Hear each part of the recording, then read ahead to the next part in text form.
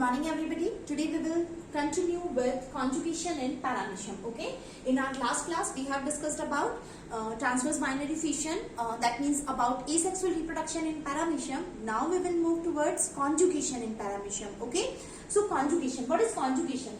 Paramecium undergoes a sexual phenomenon which is called conjugation. Okay, paramecium जो होता है एक तरह के सेक्सुअल फिनोमेनन से गुजरता है जिसे हम लोग क्या बोलेंगे, कॉन्जुगेशन बोलते हैं, या हिंदी में इसे अपन कहेंगे संयुग्मन. क्या बोलेंगे इसे हिंदी में? संयुग्मन.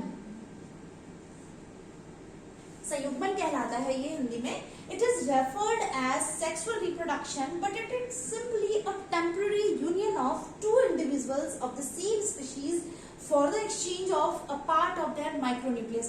क्या मतलब है इस बात का कि देखिए पैरामीशियम के अंदर जो कॉन्जुगेशन वाला प्रोसेस होता है इसे फ्रीक्वेंटली क्या कह दिया जाता है, it is a type of sexual reproduction.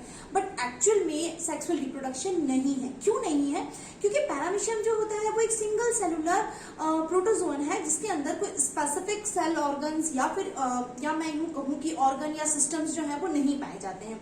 उस एक ही कोशिका के द्वारा सारे कार्य किए जाते हैं. तो जब वो सिंगल सेलुलर जो पैरामीशियम है, जब उसमें स्पेसिफिकेशन ही नहीं है ऑर्गन्स का, तो उसमें किस तरह से सेक्स का डिफरेंशिएशन पाया जाएगा? तो सिंपली वो एनिमल जो है वो सिंपल एक एनिमल होता है, उसमें डिफरेंशिएशन नहीं होता है.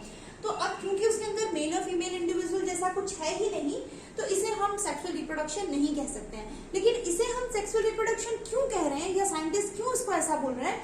क्योंकि इस समय क्या होता है, जो दो इंडिविजुअल हैं जो कि एक ही स्पीशीज से बिलोंग करते हैं, मतलब सेम स्पीशीज के दो इंडिविजुअल आपस में जुड़ते हैं और जुड़ने के बाद अपना जो माइक्रो न्यूक्लियर वाला कंटेंट है ना, दो प्रकार के केंद्रक पाए जाते हैं इसके अंदर. एक बड़ा वाला होता है जिसे हम मैक्रोन्यूक्लियस बोलते हैं और एक छोटा न्यूक्लियस होता है, छोटा केंद्रक होता है जिसे हम माइक्रोन्यूक्लियस बोलते हैं. तो इस जॉइंट होने के दौरान जो माइक्रोन्यूक्लियस वाला कंटेंट है वो एक दूसरे में एक्सचेंज किया जाता है, आदान प्रदान किया जाता है उस माइक्रोन्यूक्लियर कंटेंट को. तो क्योंकि यहाँ पे जेनेटिक मटेरियल का एक्सचेंज किया जा रहा है, इसीलिए हम इसे फ्रीक्वेंटली सेक्सुअल रिप्रोडक्शन बोल देते हैं, बट एक्चुअल में ये सेक्सुअल रिप्रोडक्शन नहीं होता है. क्लियर? अब देखिए हम इस प्रोसेस की बात करें कि किस तरह से जो पैरामीशियम है वो कॉन्जुगेशन में जाता है और कॉन्जुगेशन प्रोसेस के दौरान क्या क्या चीजें होती हैं. तो देखिए क्या रहेगा इसमें.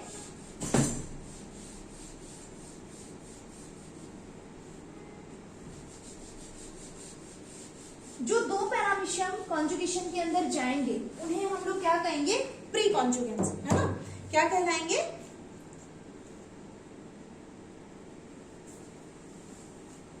To individuals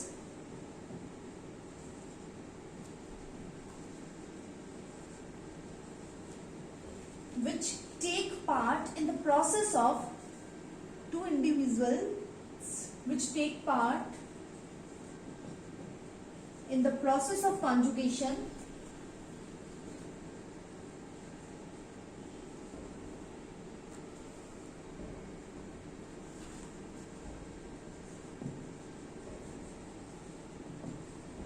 known as pre-conjugants.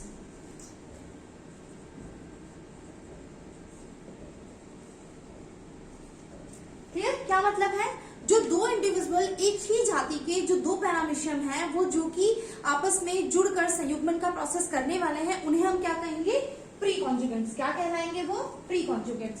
तो अब यहाँ पे देखिए हम थोड़ा सा एक डायग्राम से एक्सप्लेन करने की कोशिश करते हैं. ये हमारा एक पैरामीशियम है और ये दूसरा पैरामीशियम है. ठीक है, तो ये जो दोनों पैरामीशियम हैं वो एक ही स्पीशीज के हैं. ये आपस में, तो ये जो जुड़ने वाले हैं इन्हें हम क्या कहेंगे? प्री कॉन्जुगेंट्स कहेंगे. ठीक है. अब जब ये प्री कॉन्जुगेंट्स आपस में जुड़ने वाले होते हैं तो इनमें कॉन्जुगेशन के समय क्या बदलाव आता है?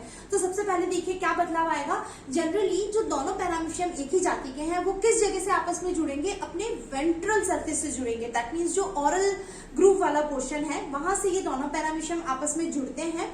जुड़ने के बाद वो जो ऑरल ग्रूव वाला स्ट्रक्चर है वो डिसअपियर हो जाएगा. साथ के साथ जो इनका पेलिकल वाला पोर्शन है, दैट मीन्स दोनों की पेलिकल जो है वो भी डिसअपियर हो जाएगी. पेलिकल के नीचे की तरफ जो है अंदर की तरफ एक्टोप्लाज्म पाया जाता है वो भी डिसअपियर हो जाएगा. और साथ के साथ इनका जो साइटोप्लाज्म है वो दोनों का आपस में मिक्स सा हो जाता है। तो हम ये कह सकते हैं कि दोनों पैरामीशियम जो है उनके बीच में एक प्रोटोप्लाज्मिक ब्रिज जो है वो बन जाएगा। दैट मीन्स क्या होगा, आप देखिए यहां से ये दो पैरामीशियम जो हैं वो इस तरह से जुड़ जाएंगे।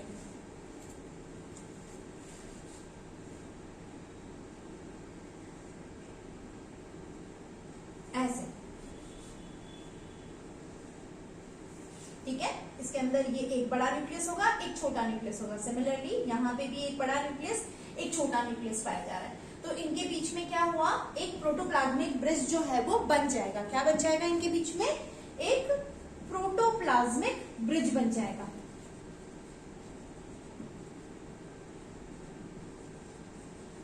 ठीक है, तो अब ये जो दोनों हैं वो क्या कहलाएंगे, कॉन्जुगेंट्स। जब जुड़ने वाले होते हैं दोनों पैरामीशियम तो इसे हम लोग क्या कहेंगे, प्री कॉन्जुगेंट्स, यानी कि जो जुड़ने वाले हैं, जो संयुग्मन करने वाले हैं इससे पहले के।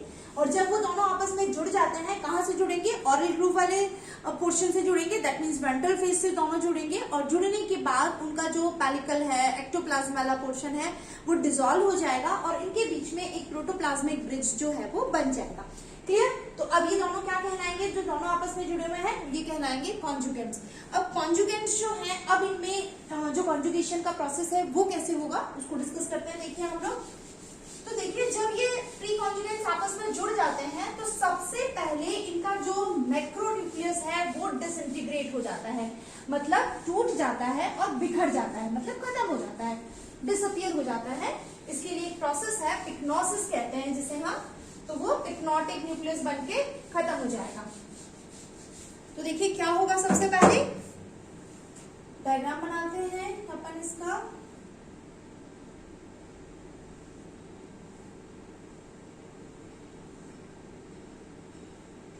तो ये जो इनका बड़ा वाला न्यूक्लियस है वो डिसइंटीग्रेट हो जाएगा और माइक्रो न्यूक्लियस रहेगा।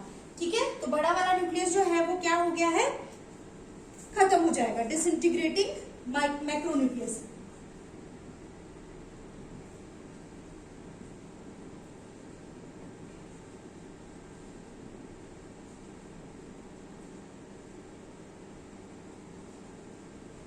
बड़ा वाला न्यूक्लियस बिखर गया, खत्म हो गया धीरे धीरे। अब क्या होगा, ये जो दोनों माइक्रोन्यूक्लियस है ना, ये माइक्रोन्यूक्लियस जो है वो जाएगा मियोसिस के अंदर।